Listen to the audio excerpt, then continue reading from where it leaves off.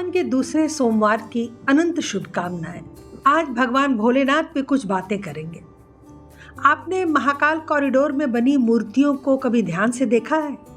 आपको इन मूर्तियों में भारतीय स्थापत्य कला की झलक नहीं दिखाई देगी। वो चाहे भगवान शंकर की मूर्ति हो या फिर कुरुक्षेत्र में अर्जुन के रथ की। हमारे धर्म में देवी देवताओं का जो पारंपरिक स्वरूप था उससे हटकर यहाँ निर्माण कार्य हुआ है। निसंदेह यह आधुनिकता का प्रमाण है। यह थाईलैंड और इंडोनेशिया की कुछ शैली और कुछ अमेरिका यूरोप में बनाई जाने वाली मूर्तिकला के समकक्ष है। जैसे कि ये अमेरिका में माता सरस्वती की मूर्ति है, हमारे यहाँ माता सरस्वती का स्वरूप अलग ही होता है, इस प्रकार का नहीं होता।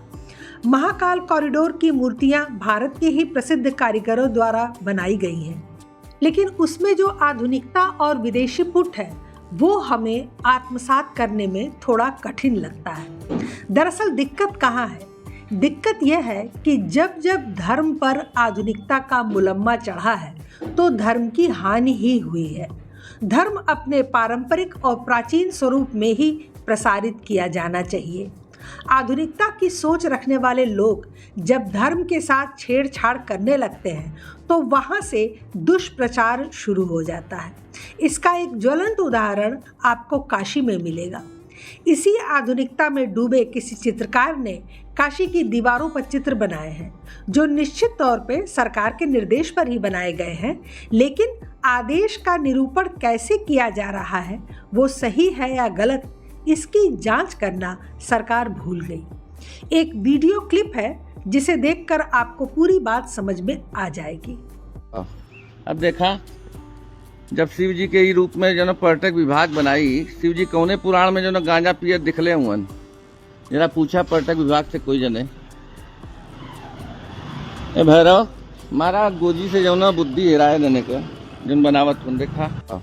अब देखा, जब शिव जी के ही रूप में जो पर्यटक विभाग बनाई, शिव जी कौने पुराण में जो गांजा पियत दिखले हुअन, जरा पूछा पर्यटक विभाग से कोई जने। अब सोचिए आप कि शिव का नशे से क्या संबंध है? शिव जी की ऐसी छवि लाखों पर्यटकों के सामने क्यों प्रस्तुत की जा रही है? सावन के महीने में गांव, कस्बे, नगर, महानगर, हर जगह आपको लोग भगवान शिव का नाम लेते और नशा करते नजर आ जाएंगे। इनकी पत्नी व परिवार के दूसरे सदस्य जब इन्हें ऐसा करने से मना करते हैं तो वे भगवान भोलेनाथ का नाम लेते हैं और नशे को जायज़ ठहराने की कोशिश करते हैं। ऐसे लोगों को यह जानकर भारी आश्चर्य होगा कि भगवान शिव ने कभी नशा किया ही नहीं है।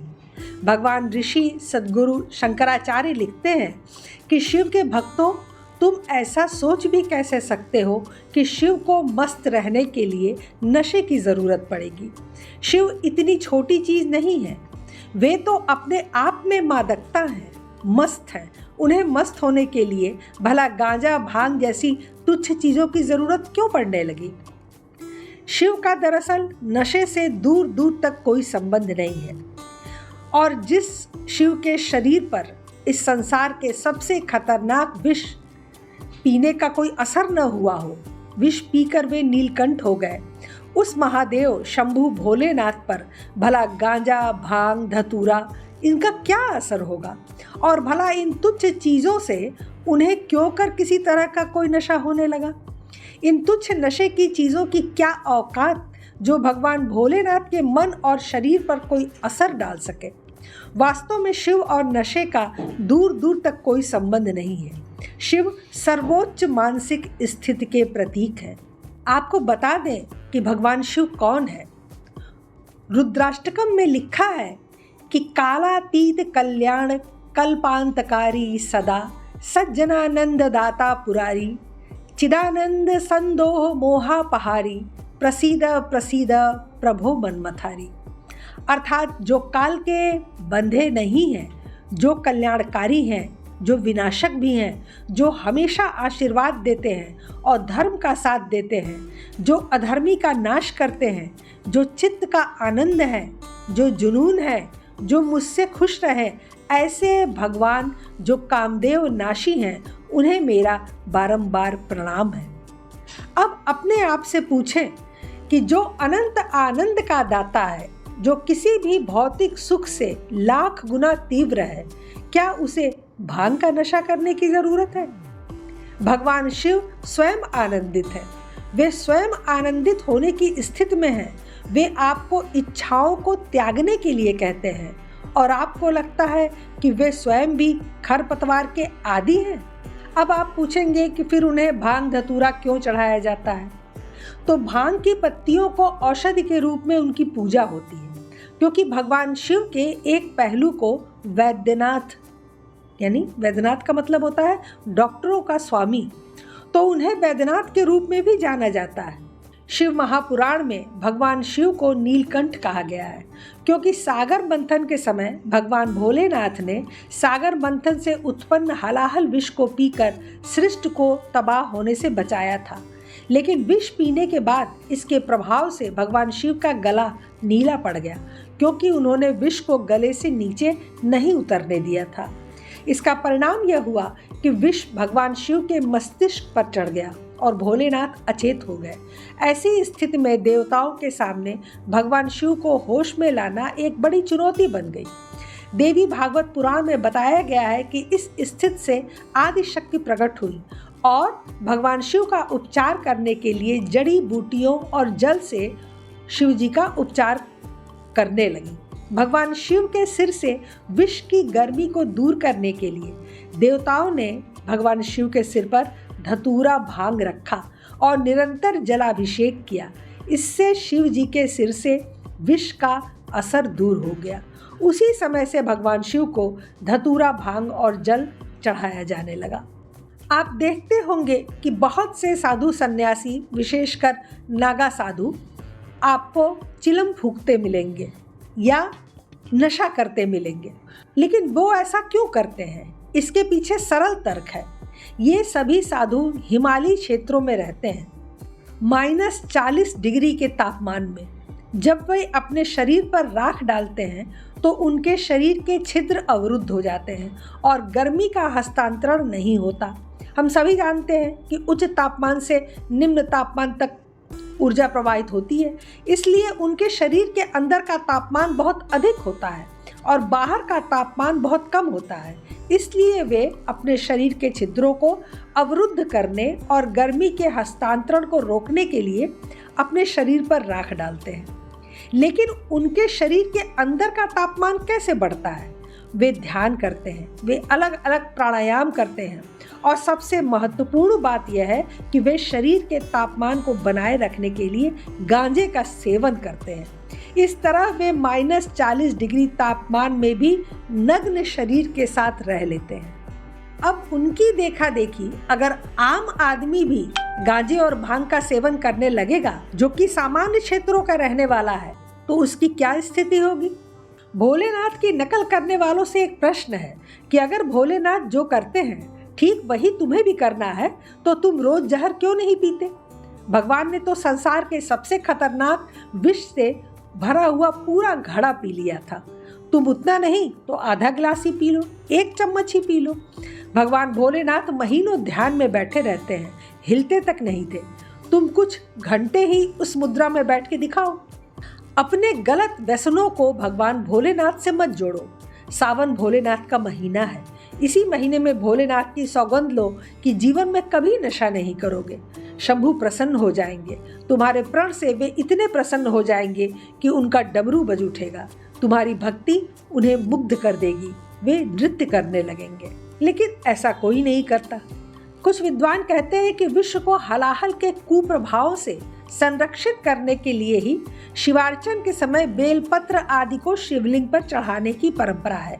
शिवलिंग पर जिन जिन द्रव्यों से अभिषेक किया जाता है, उन सभी द्रव्यों से ब्रह्मांडीय ऊर्जा के नकारात्मक प्रभावों का शमन होता है। यही रुद्राभिषेक का विज्ञान है। इसी प्रकार की अर्चना करने वाले को तत्काल राहत मिलती है।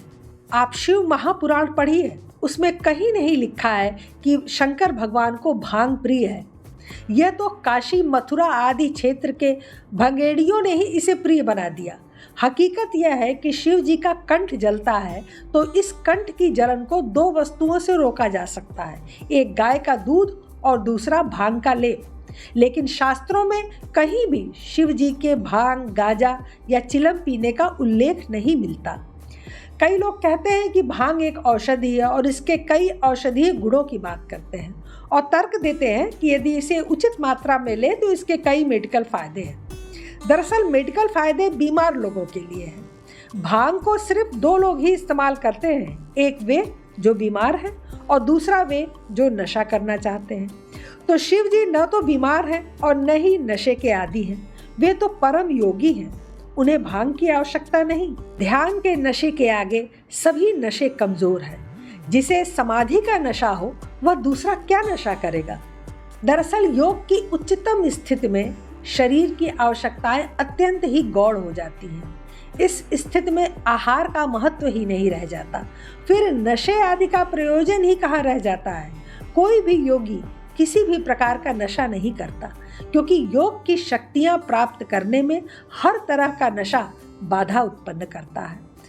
जब एक सामान्य योगी ऐसा नहीं कर सकता तो फिर शिव तो महायोगी हैं, वे तो भगवान हैं, वे ऐसा कैसे कर सकते हैं। विद्वान लोग कहते हैं कि यह अनर्गल बातें उन लोगों ने फैलाई जो धर्म की आड़ में नशा करना चाहते हैं। पहले भांग को शिव जी से जोड़ा गया, बाद में धीरे से गांजा और चरस को भी जोड़ दिया गया। भांग, गांजे आदि नशे की आदत को शिव के साथ जोड़कर अपने नशेड़ीपन को एक आध्यात्मिक पहलू देकर वे समाज से बचकर पाक साफ बने रहना चाहते हैं। भगवान शिव के संबंध में गलत प्रचार करेंगे तो लोग उनसे क्या प्रेरणा लेंगे।